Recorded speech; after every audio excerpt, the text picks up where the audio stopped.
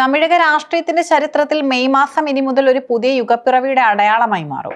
തമിഴക വെട്രിക്കഴകം എന്ന തന്റെ പ്രസ്ഥാനത്തിലൂടെ DMK, AADMK എന്നീ വൻമരങ്ങളെ അപ്രസക്തമാക്കി ജോസഫ് വിജയ് എന്ന ദളപതി മുഖ്യമന്ത്രി പദവിയിൽ ഇരിക്കുമ്പോൾ അത് തമിഴ്നാടിന്റെ മാത്രം മാറ്റമല്ല, മറിച്ച് ദേശീയ രാഷ്ട്രീയത്തിലെ പുതിയൊരു ശൈലിയുടെ തുടക്കം കൂടിയാണ്.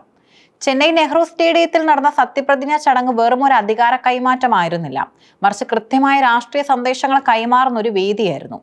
വിജയുടെ സത്യപ്രതിജ്ഞാ ചടങ്ങിലെ ഏറ്റവും വലിയ രാഷ്ട്രീയ ചർച്ചാ വിഷയം വന്ദേമാതരം ആലപിച്ച രീതിയായിരുന്നു. സാധാരണയായി രാഷ്ട്രീയ ചടങ്ങുകളിൽ വന്ദേമാതരത്തിന്റെ ആദ്യ 2 ഖണ്ഡികകൾ മാത്രം ആലപിക്കുന്ന ഒരു കീഴ്വഴക്കമാണ് ഇന്ത്യയിലുള്ളത്.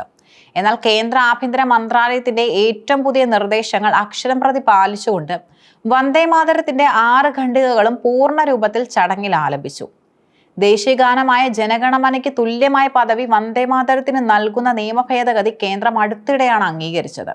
BJPയുടെ രാഷ്ട്രീയ എതിരാളിയായി കണക്കാക്കപ്പെടുമ്പോഴും ദേശീയതയുടെ കാര്യത്തിൽ താൻ ഒരു വിട്ടുവീഴ്ചയ്ക്കും തയ്യാറല്ലെന്ന സന്ദേശമാണ് വിജയ് ഇതിലൂടെ നൽകിയത്.